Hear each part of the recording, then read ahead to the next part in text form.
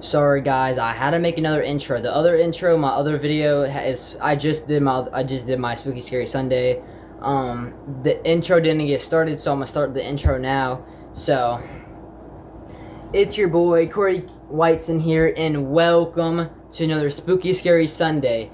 But this Spooky Scary Sunday is gonna be a little different. We ain't gonna be watching animations or anything like that. Or we're gonna be watching something, but not animations.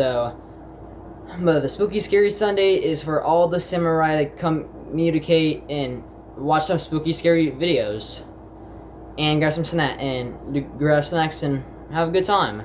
So yeah, I would rather get you to get a I don't know. Probably get some sweet tea.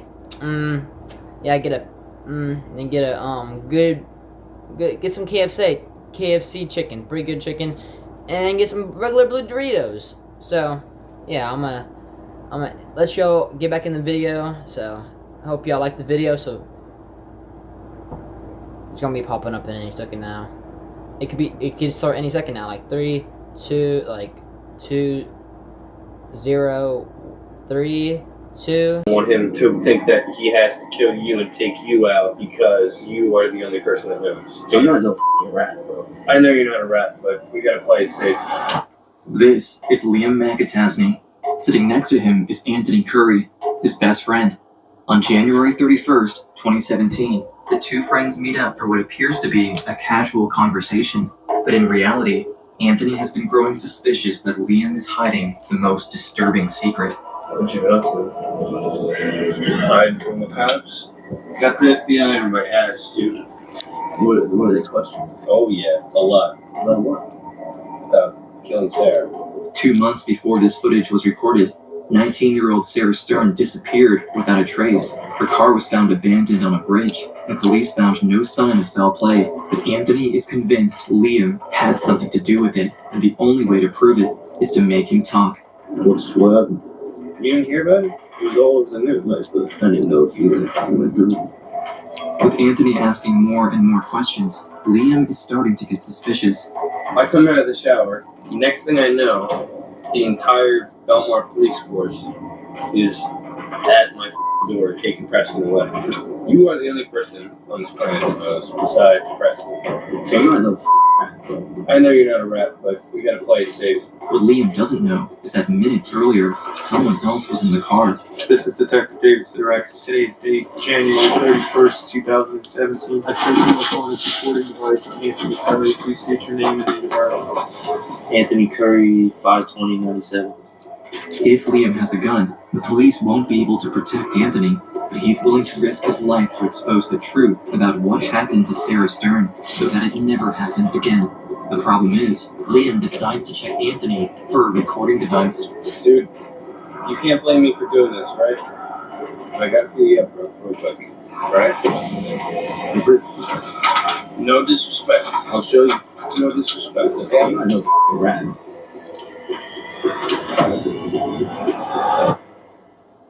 3 months earlier, November 24th, 2016, 19-year-old Anthony Curry is driving from Brooklyn to Neptune City, New Jersey for Thanksgiving. He left over a year ago to pursue his filmmaking career in New York, but he never misses an opportunity to come back and see his friends and family on holidays. After an almost 3-hour drive, he notices he received a bunch of text messages from his best friend, fellow film buff Liam McAtasney. Anthony Curry is an aspiring film director, and he went to high school with Liam and Sarah. So tell me when you first became friends with Liam. We didn't get real close till like junior year of high school. He liked The Sopranos, we played music together. After dinner with his dad, Anthony heads to Liam's place. Back when he lived in Neptune, the two often shared movie ideas, and this night is no different. But instead of the usual tropey slasher or Godfather knockoff, Liam pitches him a grounded crime story about a group of friends betraying one another. He tells you it's an idea for Plot for a movie, yeah. I make movies, I'm a filmmaker. He used to tell me ideas all the time about, films I should make and all that stuff. And he told me about this idea he had. Liam's pitch sounds like this. Imagine a group of friends who have known each other since childhood as they become... So is that the dude that murdered, or are we thinking that murdered the girl? The cops are trying to figure out. Is that him? I don't know. Asking that. So So before all this went down, so he's a movie actor, he makes films, he's doing all this good stuff, if that is him. Like, why would you kill somebody and ruin your life like that? That you have so many years in front of you, and you're maybe a multi-millionaire from all your films, and you know you just ruin your life. Your life's over now. Killing somebody. Like, it's a long sentence when you. It's a really long sentence when you kill somebody. And yeah, they should be sentenced to a long time. You just ruined another person's life. They had a nice life and everything, and they didn't want to die or get killed. And the person just comes over and just kills them for no reason. Like, that was a precious life, and his life is precious. You can't lie about that. Life, you cannot do no redos, no retakes, no game. It's just game over. Adults, everything changes when one of them, the only girl, finds a huge stash of money in an abandoned house. In dire need of cash for one reason or another, one of the girl's friends tries to rob her, but ends up killing her instead. Unsure of what to do, the perpetrator loops in the others, and together they get rid of the body by throwing her off a bridge. Did he seem excited about this idea? Yeah, he was like, he was an energetic kid. He was like, yeah, he's a little nuts, but I don't know, I just thought it was a movie. Before we continue, we'd like to thank this episode's sponsor, Cloaked. Our sponsors help us continue our mission to bring powerful Sponsor alert! And today, we've partnered with No, Cloaked. we're not sponsoring them. I ain't sponsoring them. I don't know who they are. No sponsor. I'm not. Cloak, you want to get sponsored? But you haven't. Wait, you need to sponsor me so I can give you. Never mind. Much thought to Liam's Cloak, you never strange gonna movie sponsor pitch, me. I but know back that. in Neptune, events disturbingly similar to Liam's story are beginning to unfold. Late that night, single father Michael Stern receives an alarming phone call from the police. It was about 3 o'clock in the morning, and got a call from the Monmouth County Sheriff's Department asking me about who drove the gray Oldsmobile. And I said, my daughter drives the car. The police are asking because, less than an hour earlier, someone had reported seeing a gray Oldsmobile abandoned on the Belmar Bridge. I first thought there was an accident. She wasn't far from the house. It was only maybe a mile or so. So she could have walked back. Earlier that week, Michael left New Jersey for a trip to Florida with his girlfriend, leaving Sarah home in Neptune. His daughter is 19 years old and fiercely independent. He assumes that, whatever happened, she would have been more than able to take care of herself. But when the police informed him that her keys were left in the car, doubt starts to creep in. That was a little bit troubling, because I would have the keys to the house on it too. We didn't know what was going on. Something happened. It was a mystery. Calling every friend and family member he can think of, Michael quickly realizes that no one has been in contact with his daughter in the last 6 hours. It just wasn't like Sarah. She would always be in contact with somebody. Something just wasn't right. Michael gives the police the go-ahead to investigate his house as he rushes to get into his car with his girlfriend. Well, after the phone call, I just packed everything in the car and just left right around 3:30 and started heading north. A missing girl who disappeared on a bridge. That sounds a lot like the story Liam pitched to Anthony just a week ago. But miles away in New York, he's completely unaware of what's unfolding in Neptune City.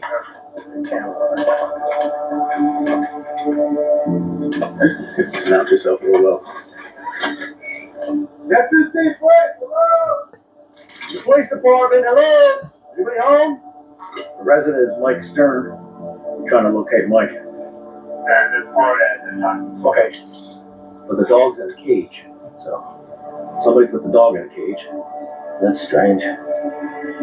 This is a neighbor, I think, of Stern. Yeah, we're trying to find Sarah. We're not saying she's missing. We haven't been able to find her yet, and there's a little concern about her, so. The dog was in the cage at the house.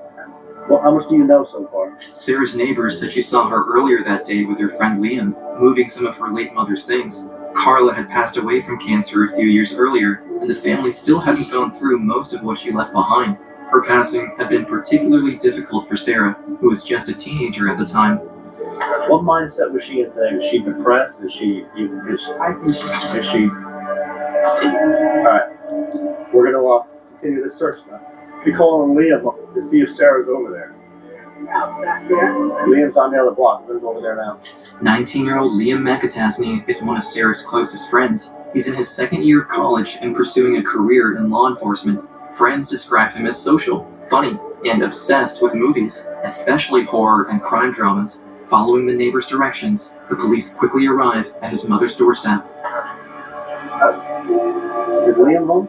We're looking for a friend of his, Sarah Stern. Does he hang out with her? Yes, Sarah's a very good. He's at 12 Holly? 11 Holly Street. 11 Holly? Yeah. As this is happening, the police keep in touch with Michael. The news that his daughter had spent the day with her good friend reassures the panicked father. Liam and Sarah and the group, they used to come over, swim in the pool. They'd hang out at the pizzeria, and they would goof around and, laugh. When police arrive at Liam's doorstep, they find the 19-year-old alone. He claims to have no idea what happened to his friend, but he's quick to suggest Sarah was struggling. Liam? You Liam? You got a second? Can I come in and talk to you real quick? Yeah, no problem, boss. Is Sarah here by chance? When was the last time you talked to her? I was with her today. What time? Before I went to work.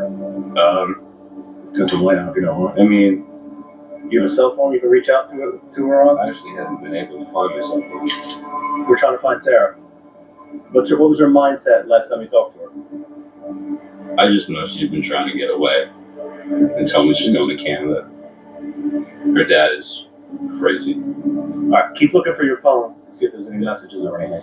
You hear anything, call the Neptune City or Neptune Township Police want to let us know. Thank you. This is police body camera footage recorded just hours after 19-year-old Sarah Stern's car was found sitting empty on the Belmar Bridge. Police never found her body, so first thing tomorrow they'll be searching these waters as a in agony. Oh, no. No. I was thinking about that too, because if her car's there, I highly don't doubt that they threw her in the water. And they're saying they're gonna search the water tomorrow morning. They're gonna search for her body. That's crazy. He's like, that'd be crazy if he's watching the news right now. Let me see if there's some good stuff on the news. Oh shoot. He's like that, like, oh no. Oh no. He's gonna get caught.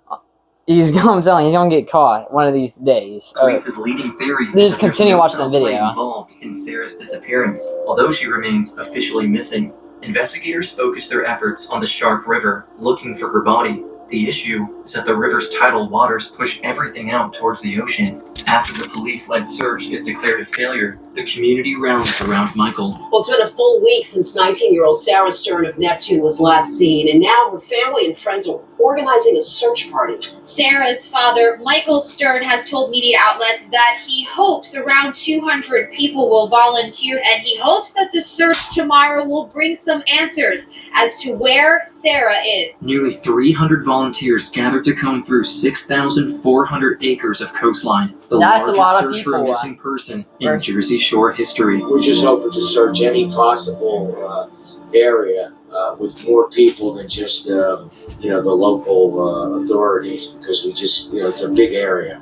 Among the volunteers are many of Sarah's friends and neighbors, including Liam McAtasney, whom the police interviewed a week prior, and Preston Taylor, Sarah's prom date. She's pretty strong, so hopefully we're gonna find something today. I met her back in high school, and it's just shocking. But I just hope we can find her. Over the next month, as the winter cold sweeps over the It's Jersey been a Shore, whole month all and they search haven't efforts found her die yet? down. But this doesn't stop Sarah's father. Mr. Stern was down with those dogs every day. Yeah, I bet that man's looking hard for her. I would too if I was dad. Neptune Police Director Ed Everybody would, I Kirschenbaum bet. drives past him on his way to work every day. Really feel about that. I really feel bad for the dad. It's like everybody parent would have done that. Let me say that your daughter's car is on the side of the road and she's nowhere near her car. And like the last solution you think where to look is in the water because it's by water. Throw them in like. Yeah, I would be searching. I'll be really looking too if I was dad and my daughter died and she's just missing. Like, still haven't found her body. I would have started looking hard as possible to find her. Would y'all? I know y'all would. I hope y'all I knew would. Sarah. She worked at a popular restaurant in Neptune City with my daughter. For her father to not know the whereabouts of his daughter was devastating.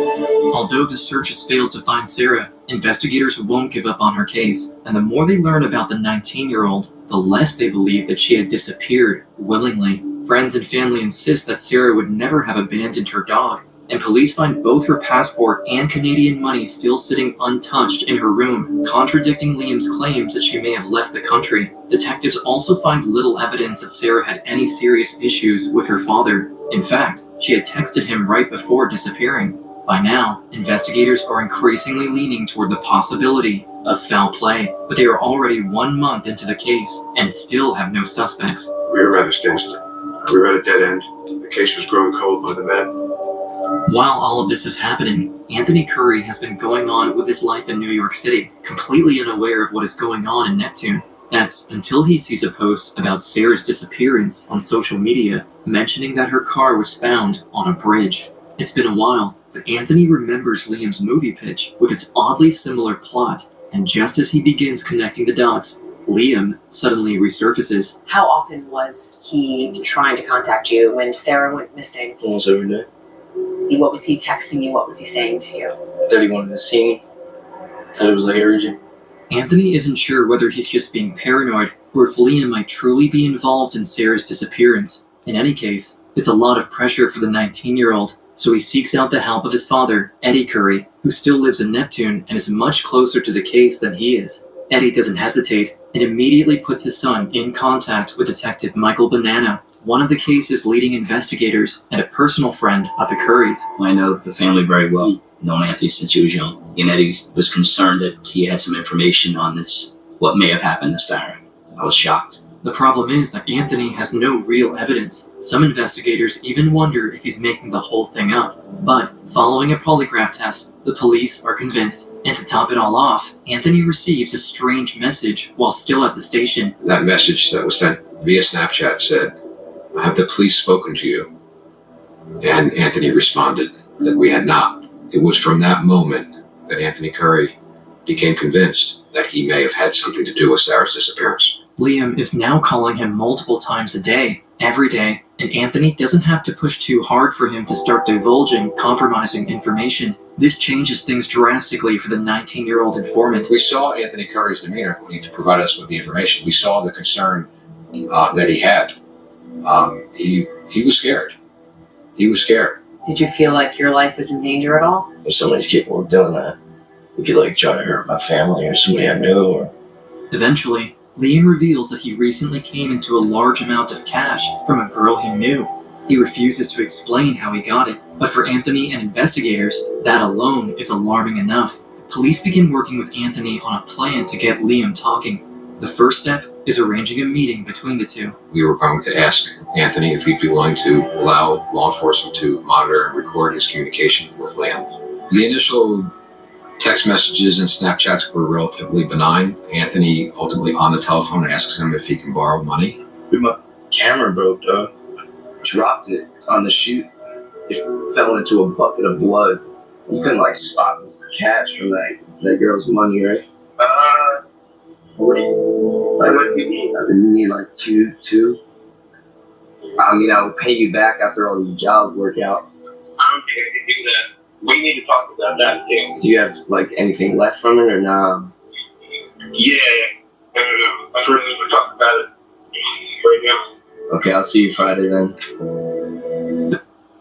I knew it's real. I love you so. Wish I had some YouTube Premium. Then y'all can give me some donos. Help you reach your goals while balancing. This is Detective David Sidorak of the Monmouth County Prosecutor's Office. Today's date is January 31st, 2007. It's been 2 months. Time is 10:26. It's been 2 whole months they've been searching for her. Look, it says it right there. It's been 2 months since Sarah's disappearance. Dang, that's crazy. 2 whole months. I'll be worried, actually. I'll be worried. PM. I pledge an electronic supporting device on Anthony Curry. Please state your name and date of birth.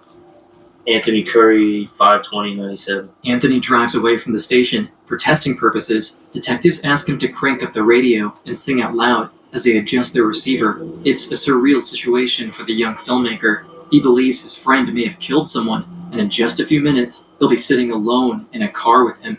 Still, Anthony feels he has no choice. If Liam really was involved in Sarah's disappearance, this might be the only chance investigators have to prove it. Anthony heads toward Ocean Avenue and parks beside the boardwalk overlooking Bradley Beach. It's freezing outside, and Liam could arrive at any moment. Good one. How's everybody doing? How you doing? You want a cigarette? Nah, I'm good. I quit them shits. What were you doing? Hiding from the cops. Got the FBI on my ass, dude. What are they questioning? Oh yeah, a lot. About what? About killing Sarah. Assuming that the crime might have followed Liam's movie pitch, investigators suspect money might have been the motive behind Sarah's disappearance. Following their instructions, Anthony brings up his broken camera story again, hoping Liam might say something incriminating, but instead, the suspect begins casually complaining about the money he got from the robbery. The worst part of it is, I thought I was walking out 50 grand, 100 grand in my pocket. She had one safe, and she took money out, and she only had 10 grand. And this money, it's old money, terrible quality. I don't even know if I can put any of it in the bank. Anthony has to be careful with the questions he asks. He wants Liam to open up, but pushing too hard could raise suspicion. So, he tries to steer the conversation back toward the source of the money Liam mentioned, but almost immediately, the discussion takes a disturbing turn. So what, do you have a hit him? Yeah. First it was at my house for a long time, but then I stopped trusting Preston. Yeah, what's the deal with Preston? Was he... No, he's cool. Like tonight, we were gonna potentially kill a bunch of people and get a bunch of drugs and money, and nothing. It's weird. Preston Taylor is Liam's roommate, and also a good friend of Anthony's. Realizing Liam is unexpectedly willing to talk about him, Anthony carefully shifts the conversation toward Preston. And again, Liam begins revealing far more than expected. This is Preston's thing this time. Sarah's whole deal was my thing, but I had planned Sarah's situation for me to be interrogated by cops. Like, that was the whole part of my plan, to make me look not guilty. It's already been a few minutes since Liam entered the vehicle, and with Anthony asking more and more questions, Liam is starting to get suspicious. I come out of the shower, next thing I know, the entire Belmar police force is at my door taking Preston away. You are the only person on this planet that knows, besides Preston. So I'm not no rat, bro. I know you're not a rat, but we gotta play it safe. As the conversation continues, Liam becomes increasingly paranoid. He repeatedly warns Anthony that Preston already wants him dead, and insists that they all need to meet before things spiral further out of control. Refusing to go back to their house, Anthony tries to stay calm, until Liam suddenly asks him to prove he's not wearing a wire. Dude, you can't blame me for doing this, right? I gotta cue you up real quick, alright? No disrespect. I'll show you. No disrespect, okay? I'm not no rat. Just across the parking lot, the detectives are on edge. From their position, they can't see what Liam is doing inside the car. People are like, do you think he's a hero? Absolutely, he is. Because he put himself in a situation where Liam has shown up with a gun. Even though the detectives were across the street, they would not have been able to save him. And he appreciated that and still did the right thing. Anthony doesn't realize it yet, but nearly everything Liam is describing matches the investigation detectives have spent the last 2 months piecing together. For starters, months earlier, Sarah had begun sorting through the belongings left behind by her late mother and discovered a hidden stash of cash. We were told from a couple people about the money that Sarah found in her parents' second house. Sarah's mom had passed several years prior. Had been saving this money. That's a lot of money. Sarah had found it. We were told her mother left there for her to find. But what disturbs investigators even more is how different Liam sounds. Like for weeks, money that detectives have been interacting with a seemingly polite, cooperative 19-year-old who presented himself as one of Sarah's closest friends. I've been friends with her since first grade, so we have a pretty good friendship.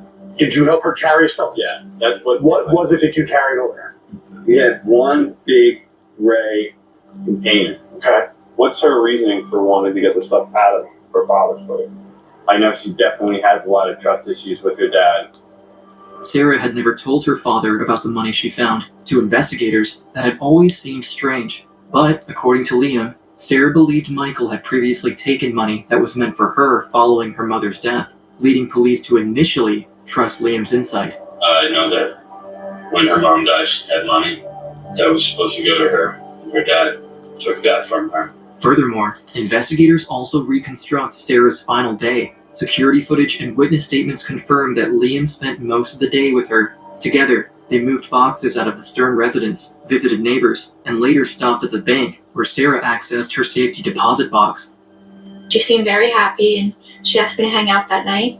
And she was telling me that she wanted to move to Canada.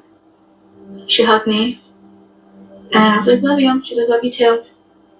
And that was the last time I saw her. She went to the Carney Bank. We have video from the Carney Bank. We have her signing in and opening up and accessing her safety deposit box.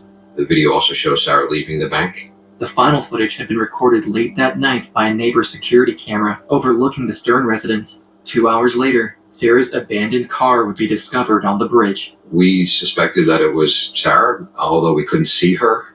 It was dark. There was limited lighting. It takes the police and the prosecution 2 years to build their case against Liam. Nobody knows what happened in Anthony's car on the night of January 31st, 2017, except the police and the county's prosecutor. Hence, the following question. Why didn't you just arrest Liam McAtasney right after that video recording? And the truth is, like, legally, you cannot just charge someone over their own admissions. You have to have corroborating evidence. We don't have anything like clothing, forensic evidence. We don't have Sarah's body. They don't got none the of reason that that's yet. important is because when you prosecute a murder crime, you have to prove that someone was actually killed. And when you don't have the body, it's difficult to do that. But prosecutor Gramiccioni has remained busy over the last 2 years. Even though he failed to get through to Liam, his team did eventually persuade Preston Taylor, the roommate Liam claimed wanted Anthony dead, to cooperate with the prosecution. Not only does Preston agree to testify against Liam, but he also helps police by reenacting the entirety of the events. This should have been a major asset for the prosecution, except that the defense had planned for this to happen. You don't always tell the truth. It's not correct. Adam does. Following his testimony, defense lawyer Carlos Diaz-Cobo completely strips Preston of any credibility by exposing to the jury how he lied and fabricated disturbing fake allegations against his own relatives in an attempt to reduce the charges imposed against him. You made an accusation against somebody, said that you were sexually assaulted by that person. Right. And all those details that you gave, they were all false. They were all lies. We're talking about somebody who has admitted to making up stories, making false accusations against innocent people. He figures, point the finger at someone else. Let's see if I can turn the attention away from what I did, what I'm responsible for. The prosecution gets off to a rough start. Next, they call a series of character witnesses, Sarah's neighbors, friends, and family members. One by one, they push back against Liam's version of events. Yes, Sarah was still grieving her mother, and yes, she had talked about moving to Canada someday, but that didn't mean she would abandon her dog, leave without her passport, or disappear without saying goodbye to her father. Next, prosecutors call Michael Stern to the stand, where he shares the final text messages he exchanged with his daughter while he was on vacation in Florida. Hey Dad, good afternoon. What day are you coming back from Florida? Then there's a waving hand, sunglasses on a smiley face, a palm tree, and a little gray car. I sent her a picture of a rainbow that had just appeared right around that time. You sent her a second picture? It's a picture at the castle in the Magic Kingdom at night. What did she say? Well, with an exclamation point, the castle looks so pretty with the lights, and there's a star and a shooting star emoji. Is that the last time you've ever had contact with your daughter? Yes. But Michael's emotional testimony does little to shake the defense. If anything, attorney Carlos Diaz-Cobo seems more confident than ever. It's been 44 years since the last murder trial without a body to end in a conviction in Monmouth County, and according to the defense, this case won't be any different. They argue that the prosecution has no forensic evidence, no eyewitnesses, and no proof that Sarah is even dead. And with the Shark River leading directly into the Atlantic, experts agree her body will never be recovered. Based on the water level and the tides of that evening, I made an estimate as to how quickly she would have floated out. She would have been about 7 miles offshore in 24 hours.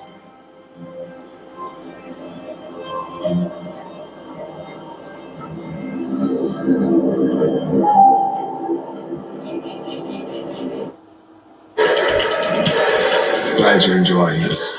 I'm not enjoying it. Atlanta. Near a Whole Food. But 2 weeks into the trial, just when the prosecution seems to be done for, they call one final witness to the stand. Anthony Curry, C-U-R-R-Y. Do you know who Liam McIntyre is? Yes. Were you guys friends? Yes. Do you remember an event that happened that you decided you didn't want to be friends with him anymore? Yes. Okay. Now, I'm going to ask you this. Do you want to be here today? No. Why are you here? Doing the right thing. You see him fidgeting, you see him crying. He had not seen his video since that day. State would like permission to play Court Exhibit 2. Dude, you can't blame me for doing this, right? I gotta clear you up real quick, alright? No disrespect. I'll show you. No disrespect, okay? Right. Liam pats Anthony down, looking for the old school wire that's along your chest, and that's not how we do things anymore. And after that, we couldn't believe what we were hearing. You don't have to question me. I'm in Brooklyn. The cops haven't questioned me. I know you're not a rat, and I did something really dumb. I planned it out for half a year. Like, what did you end up throwing up for? You didn't hear about it? It was all over the news. Right, but I didn't know if you went through it. Yeah, and the worst part is, we threw her off the bridge, and the body never showed up. It's probably all the way out in the ocean. With his suspicions about Anthony finally put to rest, Liam begins describing what happened. Dang, yeah, he just got caught in 4K, like literally. He literally got a camera, he didn't see it, and now he's just talking about, oh yeah, we just thrown her off the bridge. We never saw her pop back up. She's probably way out of the ocean. Way out of the ocean. Yeah, see, you can't just tell people that. Like, you can't tell your closest friends that you know that won't tell. Like, they could always have, like, a camera that you can't see, or they might have a microphone up in their ear. Like, there was, like, the cops were saying, too, like, we don't do that trick anymore. Like, how you have the thing on your chest, the wires and everything. Most now, they have, like, maybe a small camera they can put in there, or, like, an earbud in your ear. Happened to Sarah in extraordinary detail. Alright, so, I'm hanging out with her. She has... We went to the bank. She took some money out, not all of her money. We're counting it out, and then it took me a half an hour to kill her. I thought I was going to be able to choke her out and have her out in like a couple minutes. My biggest problem was the dog, and her dog laid there and watched as I killed her. Didn't do anything. Jeez. The confession is shocking, but in the video, Anthony remains calm. He proceeds with the script he prepared with the police. After the opening, he was supposed to ask about possible witnesses. Nobody was there? No, nobody was there. Even her dad wasn't there. He was in Florida. So, I have to leave. I fucking dropped my phone at Sarah's house. My phone was at Sarah's house. I had timed everything out. Well, you should have left it in your pocket. What were you doing? Strangling someone? Then, Anthony doesn't even have to ask anymore. Liam starts telling him everything. Preston and I go over to her house, take her safe, bring that over to my house before we do anything. Then we take her body out of the bushes and drag it over to her back fence, and I crawl, get into her car, and I back up. There's a security camera across the street. So I had to act like her. I watched her every time she backed out. She does the same thing. So I backed out exactly like she did and drove off. Put her in the trunk? No, I put her in the passenger seat of her own car. According to Liam, the plan had been carefully thought out, but when it came time to dispose of Sarah's body, things almost fell apart.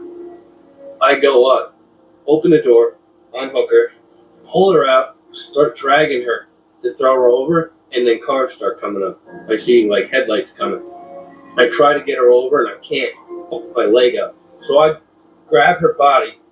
Dude, I had superhuman strength and I threw it in the car and I picked it up and her feet were up here and her head was down there and 3 cars go by and I'm losing my shit. Anthony takes the opportunity to ask the one question investigators still need answered. What role did Preston play? And then Preston comes over the bridge, goes around, makes a U-turn, comes up behind me. The 2 of us throw the body over, and then we're out. Oh, so you needed help? I needed help, yeah. As the conversation winds down, Liam begins reflecting on what happened. What he says next is perhaps the most disturbing thing he reveals all night. You always think you're going to try these other things and you're going to change. It didn't change, it just doesn't do anything. It's just fucking crazy. I don't feel any different, and I don't think about it. It's a movie. It's your life, you might as well make it one. What, are you going to live some boring-ass life? The things he said and the things he did were absolutely disgusting and horrifying. How any human being could do that to another person is just, it's just unfathomable. The document, this right here said 2021. The other ones were saying 2017. It's been 4 years. What the defense 4. It just seemed like it's crazy. 4 years. Let me make a story up today, present this, and try to make it look like my client's innocent. He was doing an audition.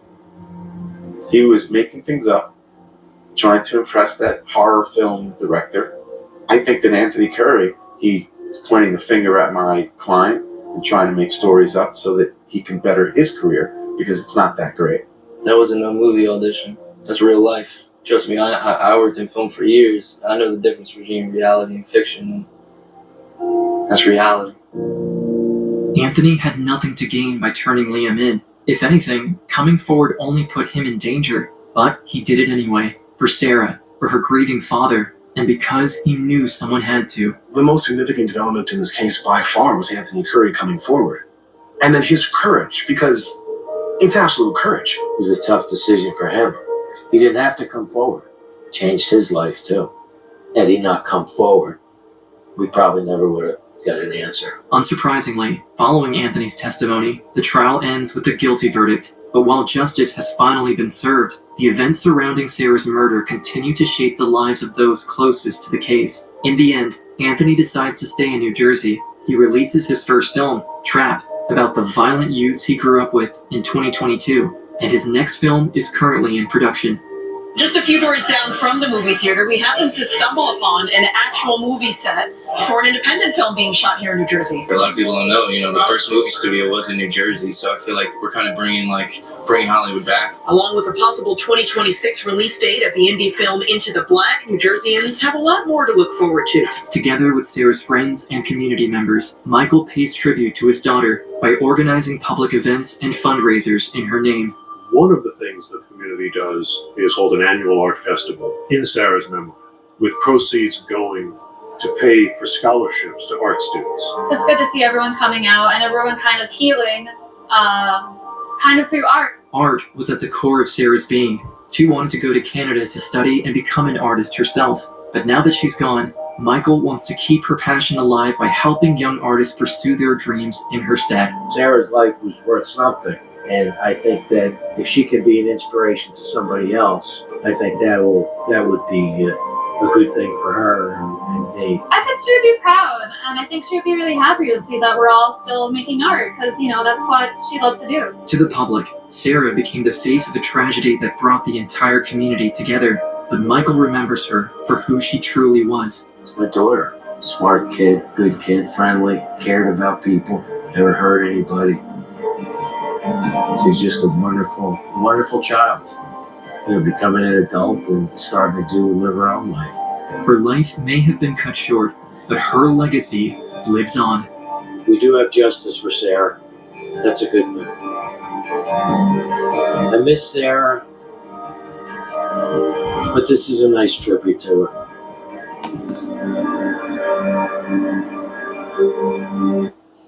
Wow, really, really interesting video. I can't say that much. It was creepy, or not really creepy, it was disturbing. Yeah, I'm gonna say that. It's just crazy though, because like you've been looking for 4 years, like literally 4 years. There was a document that said 2017 to 2021, and the document she died in 2017. I'm pretty sure 4 years this father has been looking, and no idea, and got caught. He got caught 4 years later. It's kind of crazy, but I'm glad. I'll give this a rating of 7. And if you want me to react to your videos, put them on my Twitter. And if your video gets picked, you get a shout out.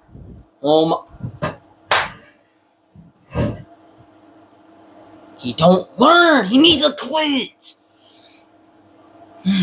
But I hope you like this Spooky Scary Sunday. I know it's kind of late. Mine gets uploaded in the morning. Right now, it is 1:26. So I started this at 12:50 something. So hope y'all samurai slice like that and like that like button. And see y'all later, men and gentlemen, in the next one. Hey, what you doing over there? You said, wait, what do you want? Wait, what you said? I said, what you doing over there? And I better see a gaming video tomorrow. I better see it, or some bad things are gonna happen if I don't see that video tomorrow. Alright, chill. I will make a YouTube. Alright, I'll make a gaming video tomorrow, alright? Dang, it's not that serious. It's that serious, alright. It's serious. You better make it tomorrow. I'll be back. What is that dude's problem, bro? I know you're not talking to me like that. I'll beat you up, dude. I know you ain't talking to me like that. I smacked the poo-poo at his face. You said what now? You said what? Hey, I'm just joking. I'm just joking. Put that away. I'm just joking. Alright, you better be joking. Hey, you better be. I'm leaving now, alright? I ain't coming back. Alright. But I hope y'all guys samurai slice that like button, and I'll see you ladies and gentlemen in the next one. Peace out.